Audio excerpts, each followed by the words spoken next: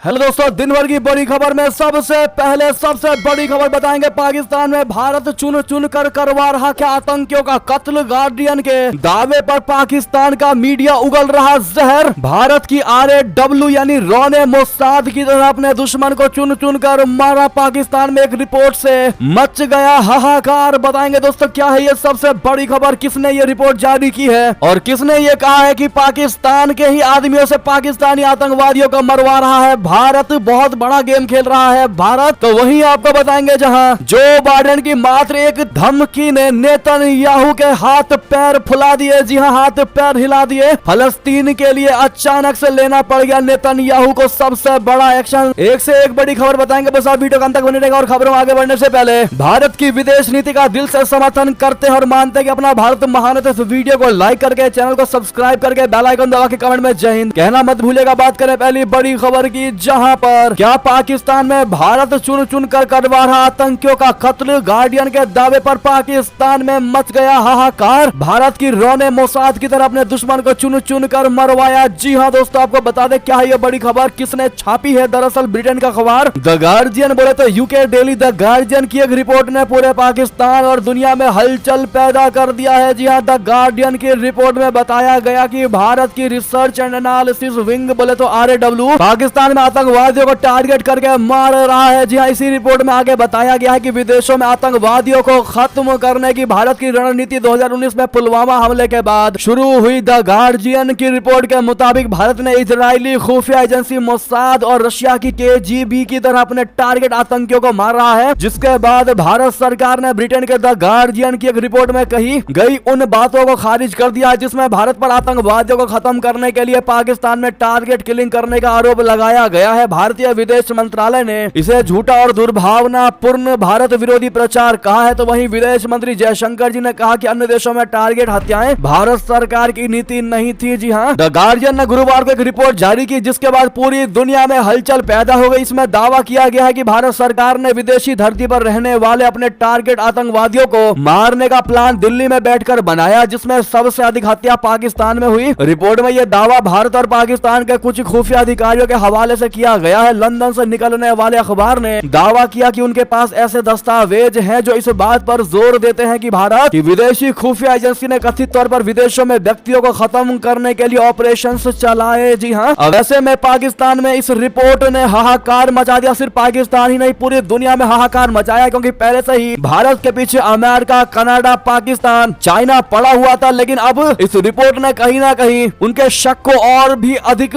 सच्चाई की ओर मोड़ दिया है। अब कहीं ना कहीं अगर आप भी मानते हैं कि भारत सरकार को RAW पर लगाए गए इस झूठे आरोप की जांच करवानी चाहिए और यूनाइटेड किंगडम की द गार्जियन अखबार पर इस तरह के झूठे दावे की जांच करवानी चाहिए, तो अपनी राय बस दीजिएगा। साथ ही साथ इतना ही नहीं, आपको यह भी बता दें इस मुद्दे पर कमर चीमा का भी बयान आया है। पाकिस्तानी दहशतगर्दों को वहीं के लोगों से मरवा रहा है क्या भारत। पाकिस्तानी एक्सपर्ट कमर चीमा ने यह सबसे बड़ा बयान दिया। कहा हमारे मुल्क के लोग 50,000 में ही बिक जाते हैं और 50,000 रुपए में ही दूसरे लोगों को मार देते हैं। जी हां, पाकिस्तान में इन दिनों एक एक करके दहशतगर्दों का खात्मा हो रहा है। मुंबई हमले से लेकर कश्मीर में आतंक फैलाने वाले आतंकियों के खिलाफ ये कार्रवाई हुई है। इसको लेकर पाकिस्तान के एक्सपर्ट कमर चीमा का कहना है कि ये कार्रवाई भारत की ओर से की जा रही है। उनका कहना है कि भारत अपने लोगों को भेजने के बजाय पाकिस्तान में ही रहने वालों से ये काम करवा दे रहा है। पाकिस्तान के पास पैसा नहीं और इसका फायदा भारत उठा रहा है। बस 50,000 हजार रुपए देकर ही वो पाकिस्तानियों को मरवा दे रहा है। इतना बड़ा आरोप दोस्तों कमर चीमा ने भी भारत पर लगाया है। बहरहाल इस पर भारत की विदेश मंत्रालय का क्या जवाब आता है दोस्तों, वो देखने वाली बात होगी। लेकिन एक भारतीय होने के नाते आप लोग क्या जवाब देंगे जिस प्रकार से पाकिस्तान और ये द गार्जियन रिपोर्ट भारत पर आरोप लगा रहे हैं, कथित आरोप लगा रहे। इस पर आपकी राय तो बनती है और साथ ही साथ मेरा भारत महान कहना मत भूलिएगा। और दोस्तों इस खबर को आज जितनी ज्यादा हो सके हर किसी को शेयर करिएगा, व्हाट्सएप, फेसबुक, ट्विटर, जहां आपकी इच्छा हो, ताकि हर कोई ये समझ सके कि लोकसभा चुनाव से पहले दुनिया के कुछ देश भारत के पीछे पड़े हैं। साथ ही साथ अगली खबर की बात करें, जहां पर चुरू में प्रधानमंत्री मोदी ने कहा नया भारत घर में घुसकर मारता है, अब तक जो हुआ वो सिर्फ ट्रेलर था। जी हां, प्रधानमंत्री मोदी जी ने कहा लोकसभा में महिला आरक्षण का कानून भी पारित कर दिया है। भाजपा का संकल्प पत्र भी अपने आप में गारंटी माना जाने लगा है। उन्होंने कहा कि मैं आज फिर एक बार इस वीरों की धरती चुरू पर आया हूं और मेरे उन भावों को दोहराता हूं। तब मैंने कहा था कि सौगंध मुझे, जब मैं पहली बार आया था, सौगंध मुझे इस मिट्टी की, मैं देश नहीं मिटने दूंगा, मैं देश नहीं रुकने दूंगा, मैं देश नहीं झुकने दूंगा। मेरा वचन है भारत माँ को तेरा शीश नहीं झुकने दूंगा। उन्होंने कहा कि कांग्रेस ने सेना का अपमान किया, एयर स्ट्राइक और सर्जिकल स्ट्राइक के सबूत मांग रहे थे, सेना के हाथ बांध रखे थे, हमारे जवान 1 रैंक 1 पेंशन की बात करते थे, हमारी सरकार बनी तो हमने सैनिकों को 1 रैंक 1 पेंशन का अधिकार दिया और सीमा पर पलटवार करने की खुली छूट दे दी। आज दुश्मन का पता है कि ये नया भारत घर में घुसकर मारता है। जी हाँ, बहरहाल ऐसे में पीएम मोदी के बयान को लेकर आपकी क्या राय है दोस्तों, और क्या लगता है आपको, क्या अगली बार भी पीएम मोदी ही बनेंगे अगले प्रधानमंत्री? कमेंट में अपनी राय अवश्य दीजिएगा। साथ ही साथ अगली खबर बता दें, जो बाइडेन की एक धमकी नेतन्याहू पर पड़ गई इतनी भारी कि फलस्तीन के लिए तुरंत खोलना पड़ गया बॉर्डर। बता दें, इजराइल ने शुक्रवार को एक सरकारी बयान जारी करते हुए कहा कि गाजा पट्टी में मानवीय सहायता पहुंचाने के इजराइल बड़े कदम उठा रहा है, इसमें उत्तरी गाजा की तरफ क्रॉसिंग खोलना शामिल है। इजराइल के प्रधानमंत्री कार्यालय की तरफ से यह बयान जो बाइडेन और नेतन्याहू की बातचीत के कुछ घंटे बाद आया है। जो बाइडेन ने कहा था कि यदि इजराइल फलस्तीनी नागरिकों के लिए मानवीय सहायता में बाधा बनेगा तो अमेरिका इजराइल की मदद करना बंद कर देगा। इजराइल की तरफ से बॉर्डर खोले जाने की घोषणा में ये नहीं बताया गया है कि इस रास्ते में गाजा में क्या भेजा जाएगा और कितनी मात्रा में भेजा जाएगा, लेकिन जो बाइडेन की बात मानने के बाद अमेरिका लगातार इजराइल की सेना और डिप्लोमेटिक मदद करना जारी रखा है। जी हाँ, बता दें, फलस्तीन के लिए जिस प्रकार से बॉर्डर खोला गया है, इस फैसले का समर्थन और इस फैसले का स्वागत संयुक्त राष्ट्र ने भी किया। जी हाँ, साथ ही साथ नेक्स्ट खबर बता दें, बीएनपी के इंडिया आउट कैंपेन पर भड़की शेख हसीना की पार्टी, कहा यह बांग्लादेश की अर्थव्यवस्था को तबाह करेगा। जी हाँ, बांग्लादेश में इस साल हुए आम चुनाव के समय से ही विपक्षी दल बांग्लादेश नेशनलिस्ट पार्टी यानी बीएनपी ने लगातार भारत विरोधी रुख अपनाया हुआ है। पूर्व पीएम खालिदा जिया के नेतृत्व वाली बीएनपी देश में इंडिया आउट कैंपेन छेड़ा हुआ है। इस अभियान में भारतीय सामान न खरीदने और बांग्लादेश में भारत की उपस्थिति कम करने की अपील की जा रही है। बीएनपी की ओर से चलाए जा रहे इस अभियान पर पीएम शेख हसीना की सत्तारूढ़ आवामी लीग ने नाराजगी जताई है। पार्टी की ओर से इस अभियान पर ऐतराज जाहिर करते हुए कहा गया है कि इंडिया आउट कैंपेन से बांग्लादेश की अर्थव्यवस्था पर खराब असर हो रहा है। जी हाँ, उन्होंने कहा कि भारतीय आयात के बहिष्कार का आह्वान करने वाला बीएनपी का इंडिया आउट कैंपेन सीधे तौर पर देश के व्यापार, रोजगार, उद्योग और पर्यटन पर संभावित असर डालता है, जो कि देश के लिए बहुत बड़ा खतरा है। तो वहीं आपको बता दें, रह रहकर गुलाटी क्यों मार रहा है मालदीव? वित्त मंत्री मोहम्मद सईद ने कहा, अब भी भारत हमारा मित्र। जी हाँ, मालदीव के वित्त मंत्री मोहम्मद सईद ने देश में विदेशी सैनिकों की मौजूदगी के खिलाफ राष्ट्रपति मोहम्मद मुइजू के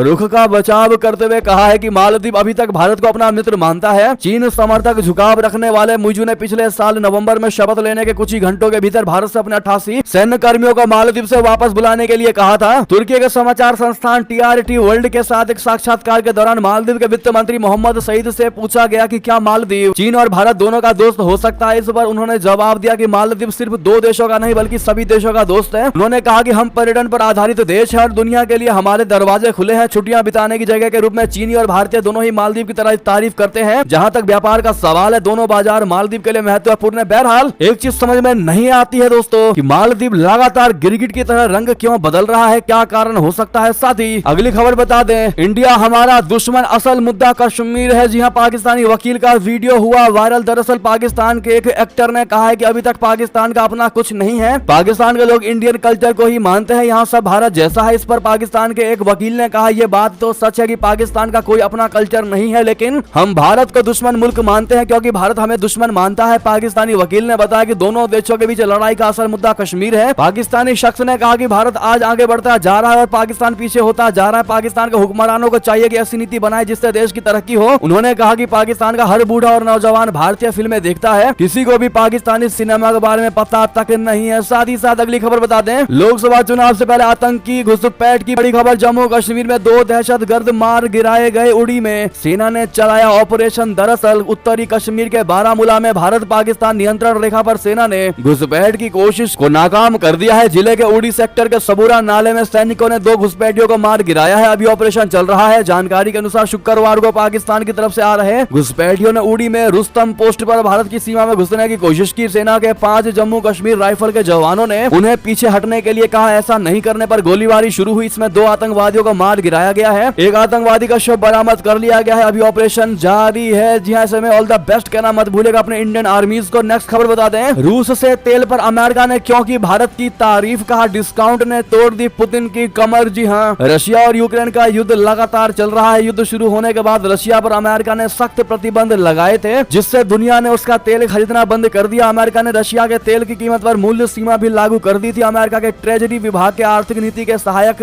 सचिव एरिक वॉन नोस्ट्रेंड ने रशिया के तेल पर मूल्य सीमा लागू शुरू करने के अमेरिकी फैसले की सराहना की। इसके अलावा उन्होंने कहा कि इस फैसले से भारत समेत अन्य देशों को फायदा हुआ है। जी हाँ, तेल पर मूल्य सीमा के दूसरे चरण पर चर्चा करते हुए उन्होंने कहा कि हम जानते हैं कि भारतीय अर्थव्यवस्था का रूसी तेल से व्यापार बहुत जरूरी है और आपूर्ति व्यवधानों से इसका बहुत कुछ दांव पर है। इससे बचने के लिए मूल्य सीमा बनाई गई है। मूल्य सीमा का लक्ष्य पुतिन के राजस्व को सीमित करना और वैश्विक तेल आपूर्ति को बनाए रखना है। इसके साथ भारत और अन्य साझेदारों के लिए रियायती कीमतों पर रूसी तेल तक पहुंचने के लिए एक तंत्र बना। जी हाँ, तो ये पूछे जाने पर कि क्या अमेरिका ने भारत को रूसी तेल के आयात में कटौती करने को कहा है, इसको लेकर उन्होंने ना में जवाब दिया। उन्होंने कहा कि भारत की रिफाइनरी के डिस्काउंट पर तेल खरीदने से उनके प्राइस कैप को फायदा हुआ है। अधिकारी ने कहा कि अमेरिकी ने रूसी तेल में कारोबार के लिए किसी भी भारतीय इकाई पर प्रतिबंध नहीं लगाया है। साथ ही साथ अगली खबर बता दें, भारत में चुनाव को लेकर यूनाइटेड नेशन की टिप्पणी पर जयशंकर जी की दो टूक कहा, आपको हमारी चिंता करने की कोई आवश्यकता नहीं। भारत में होने वाले आम चुनाव को लेकर संयुक्त राष्ट्र की ओर से की गई टिप्पणी पर विदेश मंत्री जयशंकर जी ने कड़ी प्रतिक्रिया दी है। उन्होंने जोर देते हुए कहा है कि किसी भी वैश्विक निकाय को यह चिंता करने की आवश्यकता नहीं है कि भारत में निष्पक्ष चुनाव हो। संयुक्त राष्ट्र के महासचिव एंटोनियो गुटेरेस के प्रवक्ता स्टीफन दुजारिक ने हाल ही में कहा था कि उम्मीद है कि भारत में होने वाले चुनाव में अन्य देशों की तरह राजनीतिक और नागरिक अधिकार सुरक्षित रहेंगे, जिससे हर कोई स्वतंत्र और निष्पक्ष माहौल में मतदान करने में सक्षम हो। केंद्रीय मंत्री और लोकसभा चुनाव में बीजेपी उम्मीदवार राजीव चंद्रशेखर के लिए चुनाव प्रचार करते हुए विदेश मंत्री ने कहा कि संयुक्त राष्ट्र को हमें यह कहने की आवश्यकता नहीं है कि हमारे चुनाव स्वतंत्र और निष्पक्ष होने चाहिए। मेरे पास भारत के लोग हैं, भारत के लोग ही ये सुनिश्चित करेंगे कि चुनाव स्वतंत्र और निष्पक्ष हो, इसीलिए संयुक्त राष्ट्र को इस बारे में चिंता करने की आवश्यकता नहीं। बहरहाल बीजेपी उम्मीदवार राजीव चंद्रशेखर के इस बयान का क्या आप समर्थन करेंगे दोस्तों, जो उन्होंने भारत को लेकर किया है। साथ ही साथ अगली खबर बता दें, पाकिस्तानी एक्सपर्ट चाहते हैं अपने देश के लिए भारतीय विदेश मंत्री जैसा वकील, पाकिस्तान को भी जयशंकर जी की है जरूरत। बता दें, पाकिस्तान के राजनीतिक टिप्पणीकार और यूट्यूबर कमर चीमा का कहना है कि विदेश नीति के मामले में उनका देश पिछड़ रहा है। भारत की विदेश नीति जिस तरह से स्पष्ट दिखती है और जयशंकर जैसे दुनिया के सामने अपनी बातें रख रहे हैं, वैसा पाकिस्तान के साथ नहीं है। ऐसे में पाकिस्तान की छवि कैसे दुनिया के सामने ठीक होगी और कैसे इस्लामाबाद के लिए लोगों की निगाहें बदलेंगी, इसको लेकर कमर चीमा ने पाकिस्तान के बुद्धिजीवी और शिक्षाविद सैयद मोहम्मद अली से बात की है। सैयद अली ने बताया है कि कैसे पाकिस्तान की स्थिति दुनिया में ठीक हो सकती है। जी हाँ, कमर चीमा ने कहा कि हर मुल्क के पास अपना एक वकील होता है। भारत के पास वकील के तौर पर एक शानदार डिप्लोमेट डॉक्टर जयशंकर जी हैं। वो दुनिया को भारत की कहानियां सुना रहे हैं और देश के अंदर नरेंद्र मोदी आवाम को कहानियां सुना रहे हैं। इस तरह जब हम पाकिस्तान को देखते हैं तो पाकिस्तान के विदेश मंत्रालय को ऑब्जर्व करते हैं तो हम ऐसा कोई वकील ढूंढते हैं जो जयशंकर जी की तरह दुनिया को हमारी कहानी सुनाए। चीमा ने सैयद मोहम्मद अली से सवाल किया कि पाकिस्तान में उनको कौन इस तरह से देश का वकील दिखता है। बहरहाल कौन कौन मानता है कि जयशंकर जी जैसे विदेश मंत्री ना कभी कोई हुआ था ना कभी कोई होगा, बताइएगा जरूर। साथ ही साथ अगली खबर बता दें, म्यांमार की राजधानी तक पहुंची लड़ाई, विद्रोहियों ने ड्रोन से बोला भीषण हमला, जुंटा शासन को तगड़ा झटका। जी हाँ, म्यांमार में जुंटा शासन और विद्रोही गुटों के बीच चल रही लड़ाई राजधानी तक पहुंच गई है। म्यांमार में विपक्ष का कहना है कि उसने राजधानी में नेपी ताव में देश की संकटग्रस्त सेना पर बड़े पैमाने पर ड्रोन हमले का आदेश दिया है। नेशनल यूनिवर्सिटी गवर्नमेंट यानी एनयूजी ने कहा कि विस्फोटकों से लैस 29 ड्रोनों ने हवाई अड्डे, वायुसेना अड्डे और सैन्य मुख्यालय को निशाना बनाया है। अधिकारियों ने बताया कि इन हमलों में किसी के हताहत होने की कोई सूचना नहीं है। राजधानी पर गुरुवार की सुबह हुए हमले को जुंटा के लिए बड़ा झटका और विद्रोही समूहों के लिए बड़ी कामयाबी की तरह से देखा जा रहा है। तो वहीं अगली खबर आपको बता दें, श्रीलंका भारत को नहीं लौटाएगा कच्चा तीवू द्वीप, भारत में जारी सियासी जंग पर श्रीलंकाई मंत्री का आया बयान। बता दें, कच्चा तीवू द्वीप को लेकर भारत में गरमाई सियासत के बीच श्रीलंका के मत्स्य पालन मंत्री डगलस देवानंद ने कहा है कि कच्चा तीवू द्वीप को श्रीलंका से वापस लेने के भारत के बयानों का कोई आधार नहीं है। मंत्री ने आगे कहा कि भारत में चुनाव का समय है, ऐसे में कच्चा तीवू द्वीप